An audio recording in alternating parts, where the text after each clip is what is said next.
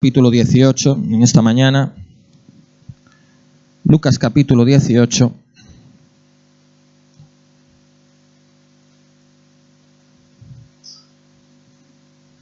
Vamos a leer de los versículos 9 al 14.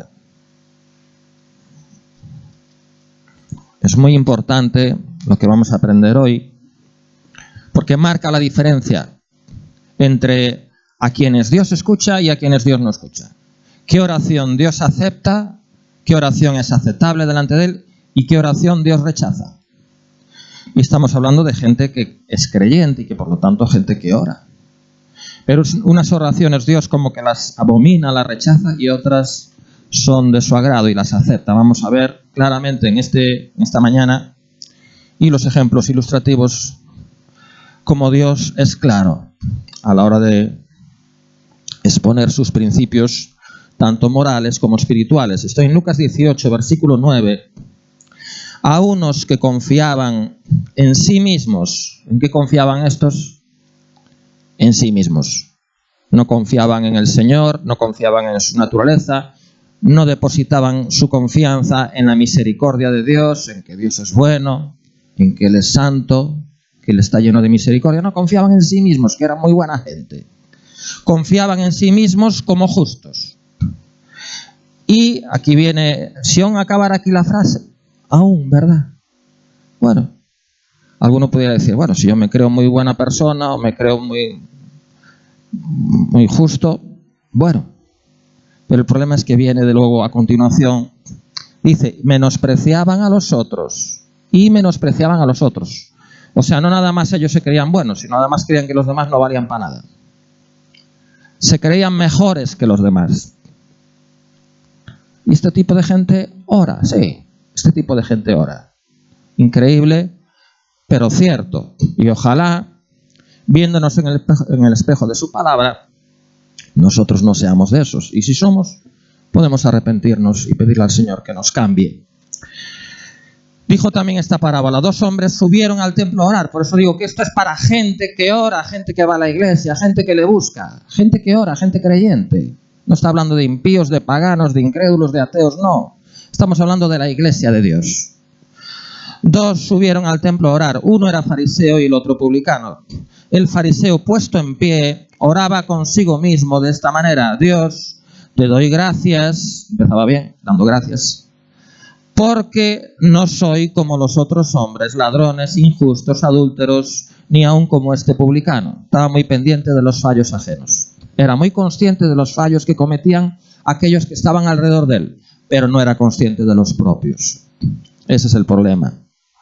Ayuno 2 veces a la semana, doy diezmos de todo lo que gano, mas el publicano, estando lejos, no quería ni aun alzar los ojos al cielo, sino que se golpeaba el pecho diciendo, Dios, sé propicio a mí, pecador.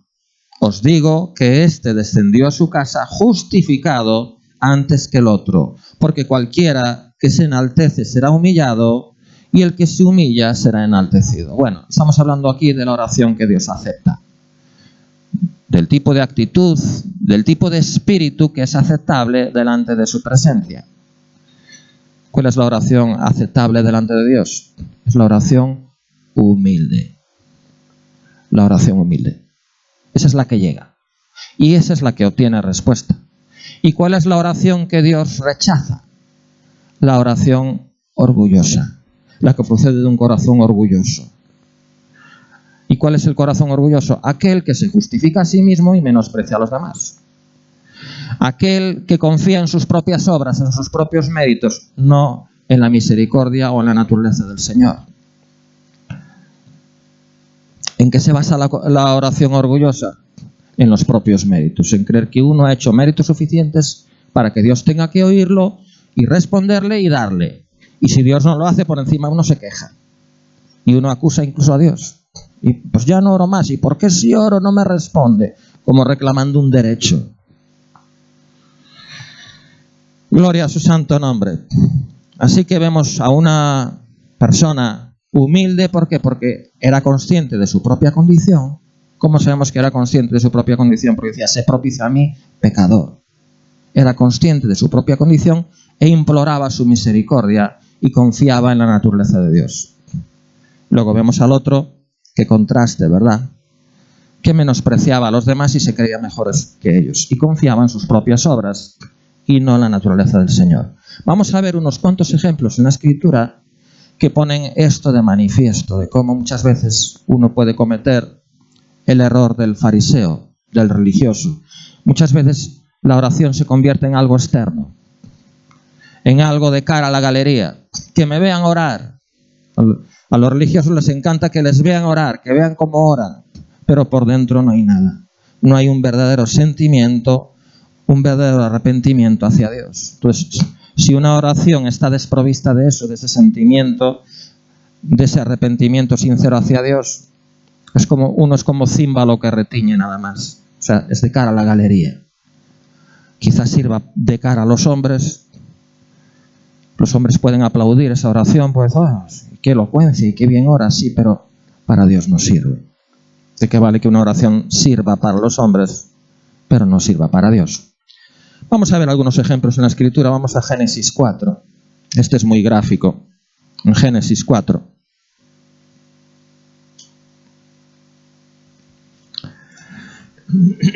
Génesis capítulo 4.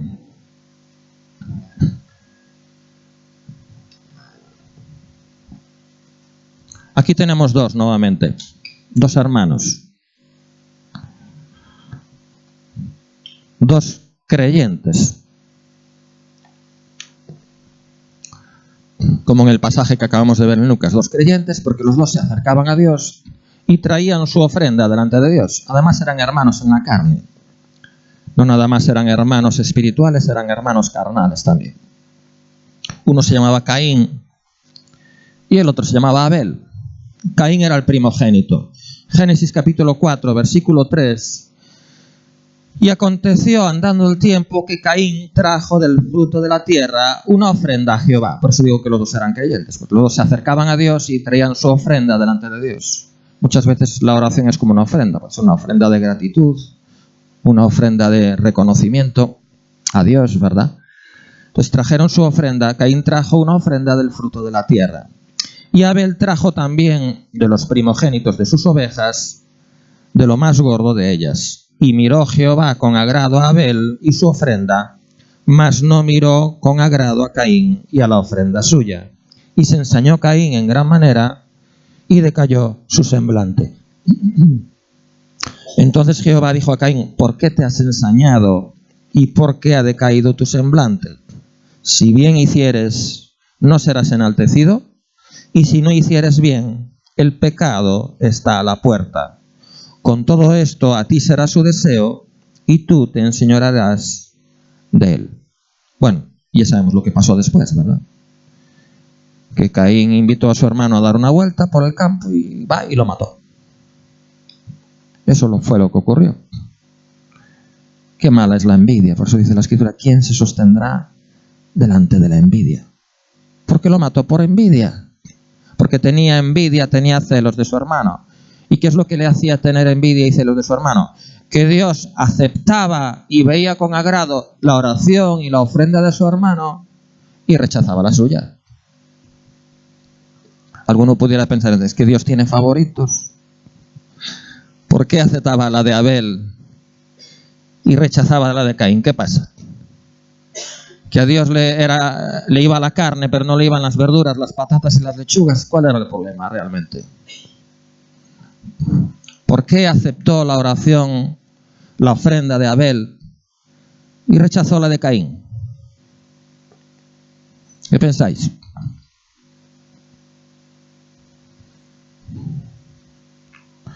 Es muy simple.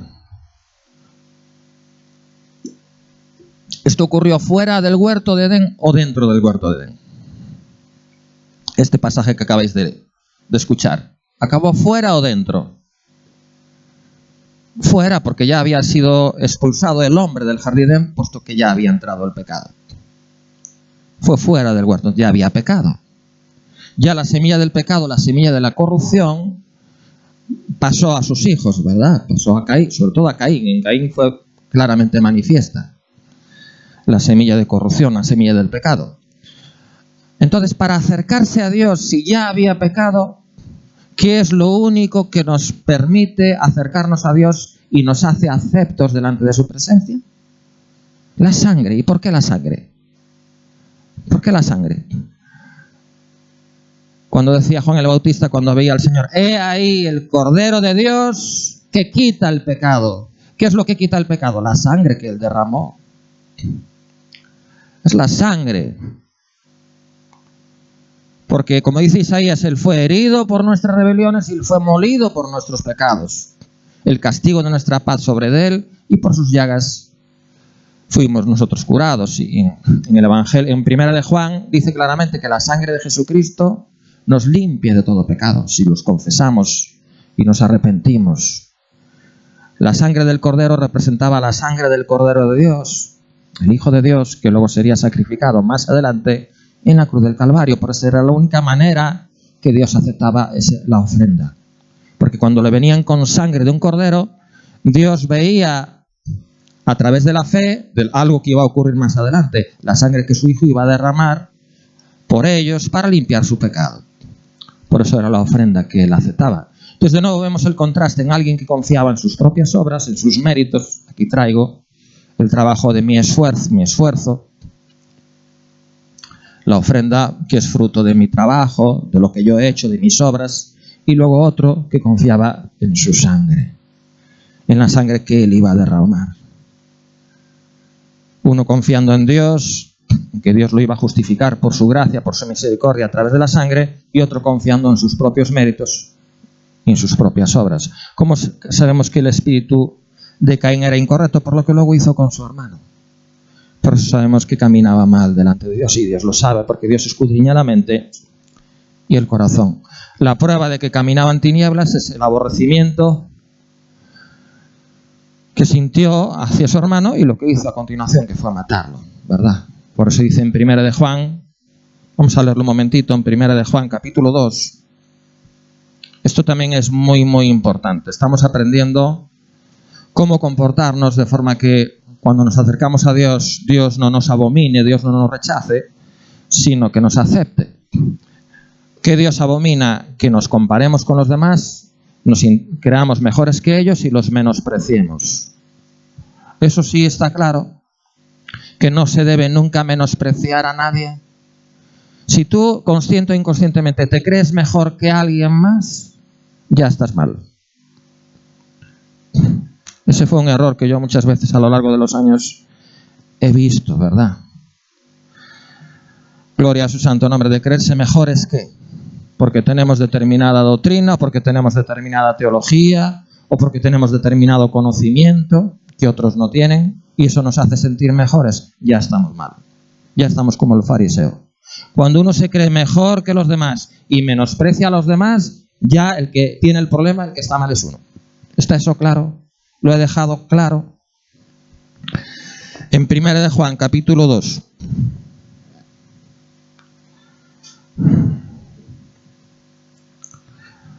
Versículo 9.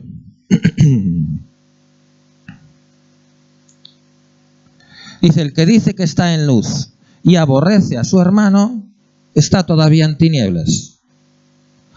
El que ama a su hermano permanece en luz y en él no hay tropiezo. Pero que el que aborrece a su hermano está en tinieblas y anda en tinieblas y no sabe a dónde va, porque las tinieblas le han cegado los ojos. Y luego en capítulo 3, versículo 15, Primera de Juan 3:15, dice que el que aborrece a su hermano es homicida, como ocurrió con Caín. O sea que cuando uno tiene esa actitud de menosprecio, de rechazo, de odio y de aborrecimiento hacia el hermano, hacia el prójimo, lo único que la palabra de Dios claramente manifiesta es que uno está en tinieblas. Y que uno anda en tinieblas, y cuando uno está en tinieblas y anda en tinieblas, no sabe dónde va, porque no ve. Lo normal es que tropiece y caiga, porque las tinieblas le han cegado los ojos. O sea, no hay luz. Amén. Eso fue el problema del fariseo, que fue al templo a orar, y también fue el problema de Caín, que también traía la ofrenda delante de Dios. No se daban cuenta de que las tinieblas los habían cegado. ¿Por qué? Porque en su corazón había menosprecio, había rechazo e incluso aborrecimiento hacia su hermano. Vamos a ver otro ejemplo clarísimo, tan claro como el cristal. Vamos a Lucas 15. Fijaros que estamos hablando de creyentes. Creyentes. Ya no digamos cuando nos comparamos con los no creyentes. Ahí ya. Y sin embargo, el jactarse y el compararse, eso está mal. Lucas 15.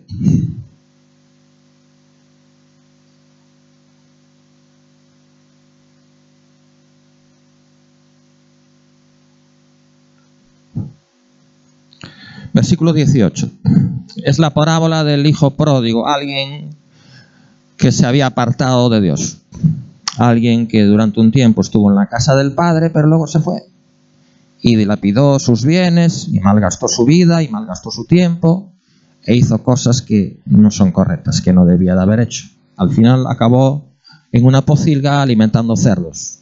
Y cuando ya tenía hambre, tenía una gran necesidad, tradúzcase necesidad espiritual, entonces volvió en sí y dijo en su corazón, versículo 18, estoy en Lucas 15, 18, me levantaré e iré a mi padre y le diré, Padre, he pecado contra el cielo y contra ti. Esta es la oración del publicano. He pecado, es decir, uno abre los ojos. ¿Cómo se sabe cuando uno ha abierto los ojos? Cuando uno es consciente de su propia condición. Cuando uno está pendiente de la condición de los demás y no de la propia, los ojos siguen cerrados. Cuando los ojos espirituales son abiertos por fin, cuando uno se ve a sí mismo, cuando uno ve su propia condición. Fue lo que le pasó al hijo pródigo. Me acercaré a mi padre y lo primero que le voy a decir es, he pecado. He pecado contra el cielo y contra ti.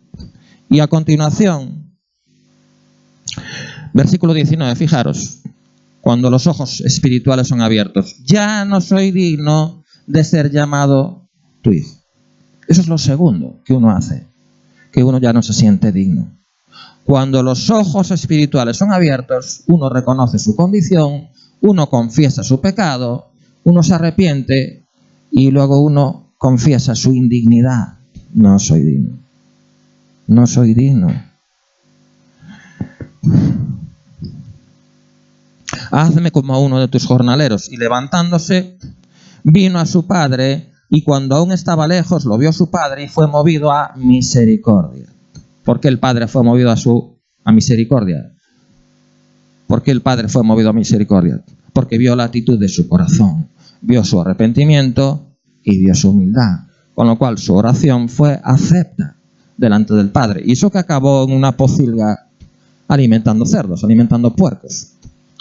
Ya os podéis imaginar, lo natural tipifica lo espiritual. El tipo de suciedad en que se movía, o sea, lo bajo que había caído. Y sin embargo el padre fue movido a misericordia y corrió y se echó sobre su cuello y le besó. Y el hijo le dijo, Padre, he pecado contra el cielo y contra ti, y ya no soy digno de ser llamado tu hijo. Pero el padre dijo a sus siervos, sacad el mejor vestido y vestidle, y poned un anillo en su mano y calzado en sus pies, y traed el becerro gordo y matadlo, y comamos y hagamos fiesta. Porque este mi hijo muerto era y ha revivido, se había perdido y es hallado. Y comenzaron a regocijarse. Y su hijo mayor estaba en el campo, y cuando vino y llegó cerca de la casa, oyó la música y las danzas. Este es el otro personaje. Como veis, otra vez, dos hermanos, hijos del mismo padre, tipo de dos creyentes. Somos hijos de Dios por la fe en Cristo Jesús, ¿verdad? Llamando a uno de los criados le preguntó qué era aquello. Él le dijo, tu hermano ha venido y tu padre ha hecho matar el becerro gordo por haberle recibido bueno y sano. Entonces se enojó y no quería entrar. Salió por tanto su padre y le rogaba que entrase. Mas él, respondiendo, dijo al padre, he aquí tantos años te sirvo, no habiéndote desobedecido jamás. Aquí tenemos el fariseo, en que confiaba en sus propias obras. En que he hecho esto, en que he hecho lo otro, en que yo no caí tan bajo como este, en que yo no te fallé como este otro. Dice, no habiéndote desobedecido jamás y nunca, bueno, en este momento ya estaba desobedeciendo porque le dijo entra y se negó a entrar. Ya estaba desobedeciendo, o sea que tampoco era cierto. El orgullo muchas veces ciega los ojos y no te permite ver tus propias fallas. No habiéndote desobedecido jamás y nunca me has dado ni un cabrito, o sea, aquí estaba acusando al Padre. No me has dado, me has negado, no me has respondido. Ni un cabrito para gozarme con mis amigos, pero cuando vino tu hijo, aquí ya está el menosprecio, cuando vino tu hijo, que ha consumido tus bienes con rameras, has hecho matar para él el becerro gordo. No sé, que ya veis qué tipo de vida había llevado este hombre. Incluso había cometido fornicación, había ido con prostitutas, bueno, había hecho de todo. Y sin embargo, cuando se arrepintió, cuando fue consciente de su condición y le dijo al Padre, he pecado, ya no soy digno, el Padre lo perdonó y lo aceptó. Y aceptó su ofrenda y aceptó su oración. Y al que rechazó fue a que se creía mejor. Vamos a ver, y fue el que quedó excluido. Él entonces le dijo, hijo, tú siempre estás conmigo y todas mis cosas son tuyas, mas era necesario hacer fiesta y regocijarnos porque tu hermano era muerto y ha revivido, se había perdido y es hallado. De nuevo vemos aquí el contraste, lo mismo que vimos al principio entre la oración del fariseo y el publicano, y también el ejemplo de Caín y Abel. Aquí vemos dos hermanos, uno que se había extraviado, que había caído bastante bajo, pero que fue consciente de su condición, se arrepintió, confesó y humildemente le dijo al Padre, ya no soy digno. No soy digno de que me oigas, no soy digno de ser hijo tuyo, pero si puedes tener misericordia, puedes hacer algo. Y aquí vemos el otro, con esa actitud de arrogancia, de menosprecio, de que soy justo, de que soy bueno, de que soy mejor que yo, no caí tan bajo como ese tipo de actitud que Dios abomina y que Dios rechaza. No son las buenas obras las que nos van a llevar ante su presencia y las que hacen acepta nuestra oración. Es la actitud humilde. Por eso dice la Escritura que los sacrificios de Dios son el corazón quebrantado, un espíritu contrito y humillado. Dice la Escritura que eso jamás Dios lo va a menospreciar. Esos son los sacrificios y las ofrendas que Dios quiere y que Él agrada. Un espíritu quebrantado, un corazón contrito y humillado, que fue lo que el hijo pródigo trajo. Gloria a su santo nombre. Vamos a leer otra parábola, muy conocida también en Mateo 25, porque aquí de nuevo vemos el contraste entre creyentes. Todo esto, aquí acabamos de leer el hijo pródigo, la parábola del hijo pródigo eran dos hijos del mismo padre, que es Dios. Y estamos hablando de dos hijos de Dios. El uno comparándose y creyéndose mejor y el otro humillándose delante de Dios. Y aquí de nuevo tenemos a creyentes. En esta parábola que vamos a leer ahora estamos hablando de creyentes nuevamente. Unos que caminan rectamente y otros que no caminan rectamente. Y las consecuencias van a ser diferentes para unos y para otros, porque lo que el hombre sembrar, eso segará. Dios no puede ser burlado. En Mateo 25 estoy. Esto también se refiere a creyentes, dijo. Entonces, es una parábola del Señor. ¿Estáis ahí en Mateo 25? Entonces el reino de los cielos será semejante a 10 vírgenes que tomando sus lámparas salieron a recibir al esposo. 5 de ellas eran prudentes y 5 insensatas. O sea, la mitad caminando, haciendo lo que tenían que hacer y la otra mitad todo lo contrario. 50%. Las insensatas, tomando sus lámparas, no tomaron consigo aceite, mas las prudentes tomaron aceite en sus vasijas juntamente con sus lámparas. Y tardándose el esposo, cabecearon todas y se durmieron. Y a la medianoche se oyó un clamor: aquí viene el esposo, salid a recibirle. Entonces todas aquellas vírgenes se levantaron y arreglaron sus lámparas, y las insensatas dijeron a las prudentes: danos de vuestro aceite, porque nuestras lámparas se apagan. Mas las prudentes respondieron, diciendo: para que no nos falte a nosotras y a vosotras, id más bien a los que venden y comprad para vosotras mismas. Pero mientras ellas iban a comprar, vino el esposo, y las que estaban preparadas entraron con él a las bodas. O sea que esta parábola es un tipo de las bodas del Cordero. Y se cerró la puerta. Después vinieron también las otras vírgenes diciendo: Señor, Señor, ábrenos. Y fijaros lo que dice ahora. Mas él, respondiendo, dijo: de cierto os digo que no os conozco, que no os conozco. Velad pues, porque no sabéis el día y la hora en que el Hijo del Hombre ha de venir. 10 creyentes. Los 10 tenían la lámpara en la mano. La lámpara es a mis pies tu palabra y lumbrera a mi camino. Los 10 tenían la palabra. Los 10 conocían la palabra, las 10 vírgenes. Y eran vírgenes.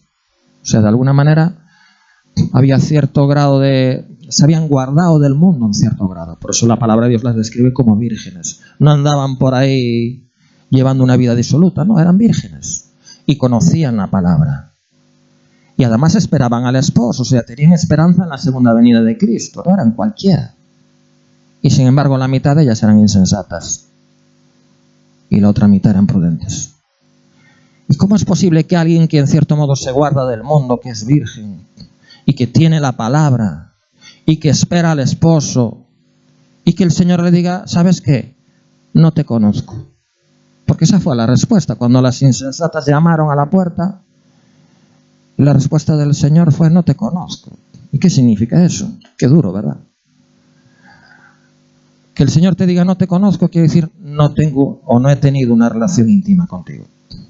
No hay intimidad entre tú y yo. Es lo que significa no te conozco. No hay una relación íntima. ¿Y cómo se tiene una relación íntima con el Señor? ¿Os acordáis cuando a la iglesia de la Odisea, que es la de este tiempo precisamente que nos ha tocado vivir, el Señor le dice: ábreme la puerta, estoy a la puerta y llamo? O sea que ¿dónde está el Señor? Está afuera. Ábreme, y entonces entraré y cenaré contigo y tú conmigo y tendremos relación íntima. Entonces te conoceré. Sin embargo, a la mitad de los creyentes, al 50%, el Señor nos dice: no os conozco. Son creyentes, son vírgenes, tienen la palabra, van a la iglesia, pero no hay esa relación de intimidad. ¿Y por qué no hay esta relación de intimidad? Porque ¿cómo se obtiene la intimidad con el Señor? ¿Cómo es que vamos a ser conocidos por Él? Si es que Él nos llega a conocer. ¿Cómo? ¿Por medio de qué? De la oración. De la oración. Ahora, ¿qué tipo de oración es la que va a hacer que el Señor nos conozca? Esa que dices: ay, gracias, Señor, que no soy tan malo como esta gente. Gracias porque soy mejor. Gracias por el conocimiento teológico que tengo, que estos no saben nada. Gracias porque no he caído tan bajo como estos. ¿Esa oración es la que va a permitir que el Señor me conozca? No. ¿Cuál va a ser el tipo de oración que va a permitir que el Señor nunca me vaya a decir: no te conozco? ¿Cuál va a ser el tipo de oración que me va a permitir ser conocido por el esposo? Que Él me conozca. Cuando yo venga delante de Él y le diga que soy pecador, ya no soy digno. Sé propicio a mí, pecador. Así decía el publicano. Levantaba, no se atrevía ni a levantar la mirada, decía, y golpeaba su pecho diciendo: sé propicio a mí, pecador. O como decía el hijo pródigo: ya no soy digno de ser llamado tu hijo. Esa es la oración que permite que el Señor te conozca. Gloria a su santo nombre. O lo que hizo Abel, ¿verdad? Cuando iba delante de Él, echando por delante ¿qué? La sangre. No mis méritos, no mis obras de justicia, sino lo que Él hizo por mí en la cruz del Calvario. Uno va delante del Padre, reconociendo que es a través de su sangre preciosa, derramada en la cruz del Calvario, lo que nos permite acercarnos confiadamente ante el trono de su gracia, para alcanzar misericordia. Gloria a su santo nombre. Quisiera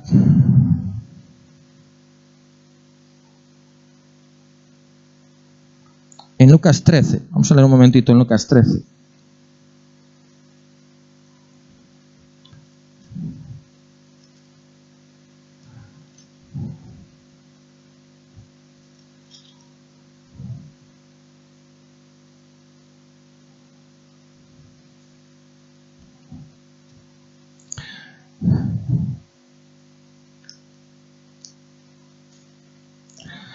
Son palabras de Jesús. Vamos a leer versículo 24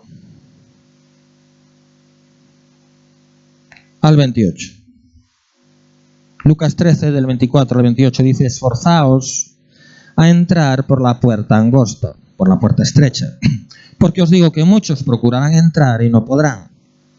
Después que el padre de familia se haya levantado y cerrado la puerta, como vimos lo que ocurrió en la parábola de las 10 vírgenes,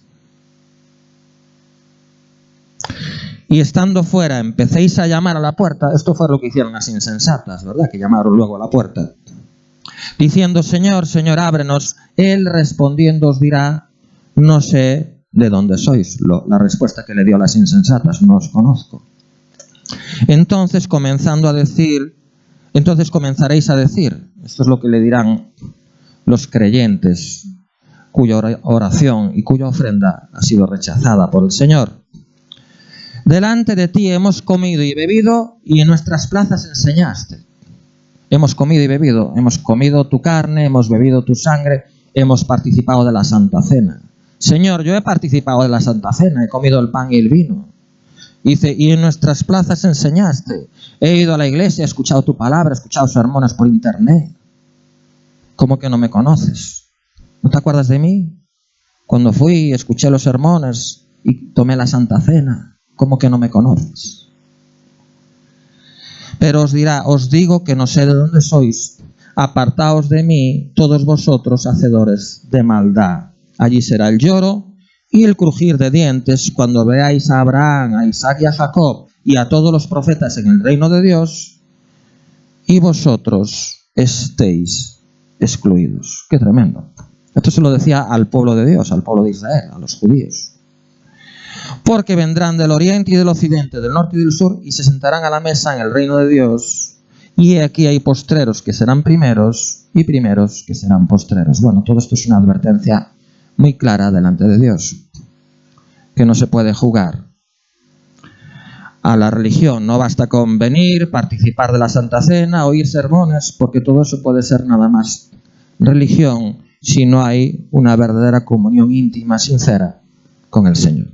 Si uno no viene delante de Él y uno es consciente de su propia condición y uno se arrepiente y uno se humilla, entonces lo demás es religión, porque falla lo básico. En el ejemplo que vimos antes de la parábola de las 10 vírgenes, la lámpara de las prudentes tenía aceite, y el aceite es un tipo del Espíritu Santo, es lo que hace que la lámpara alumbre. Las otras tenían la palabra, pero no tenían aceite. Sus lámparas no pueden alumbrar. ¿Qué es lo que hace que la palabra sea viva y eficaz? Es el Espíritu, ¿verdad? Es el aceite. Es lo que hace que la luz se manifieste. Uno puede tener la palabra, pero ser nada más conocimiento teológico, sin que haya verdadera luz que ilumine o que muestre el camino. ¿Y el aceite de dónde viene? Pues Dios lo da. ¿Y Dios lo da cuándo? ¿Cuándo da el aceite del Espíritu Santo? Cuando uno se humilla delante de Él y uno se lo pide con un corazón sincero. La oración sincera, la oración humilde, es la que trae como respuesta el aceite. ¿Por qué las prudentes tenían aceite? Por el tipo de oración que hacían delante del Señor. Eso es lo que trajo el aceite. ¿Y por qué las otras tenían la lámpara vacía? Por el menosprecio que sentían, porque se creían justas, porque confiaban en sus propias obras. Por eso no había aceite. ¿Cómo Dios iba a enviar el aliento de vida que representa el aceite si uno no se humilla delante de Él? Para terminar, sé que esto da un poquito de temor, ¿verdad? Pero está en la palabra. Vamos a Lucas 17, creo que es. Lucas 17, sí. Si el Señor lo dijo, pues aunque no suene muy lindo, no nos queda otra. Lucas 17.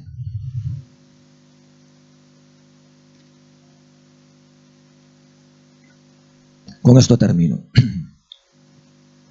Se podrían poner muchos más ejemplos, pero yo creo que ya al principio está claro.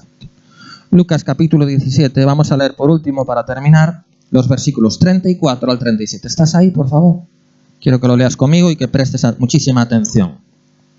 Es el Señor Jesús el que dice en este pasaje algo profético, algo que aún no aconteció, pero que va a acontecer.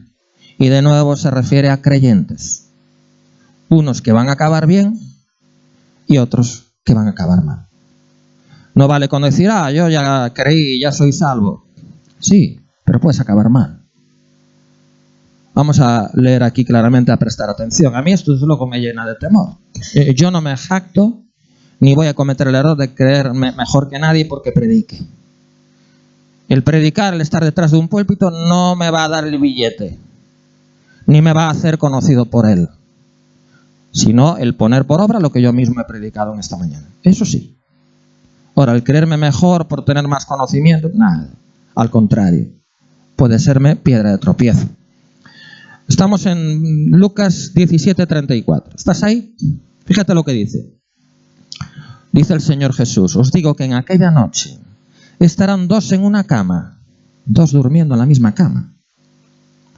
Esposo y esposa, dos creyentes en el Señor. El uno será tomado y el otro será dejado. Madre mía. O sea, lo que el Señor está diciendo es que ni siquiera estar casado con alguien te garantiza a ti nada. Puede ser que tu mujer o tu marido se vayan y tú te quedes. Puede ser que tu mujer o tu marido sea conocida por el Señor o sea conocido y entre en las bodas y tú te quedes fuera. Y eso que parece que es un matrimonio, somos uno, no, somos la misma cosa, queremos lo mismo. Pues no, Señor.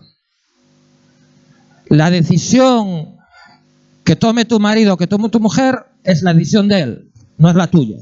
Tú tienes que tomar la tuya. Si él o ella oran de una determinada manera y se humillan delante del Señor de una determinada manera, esa oración vale para ella o para él, no para ti.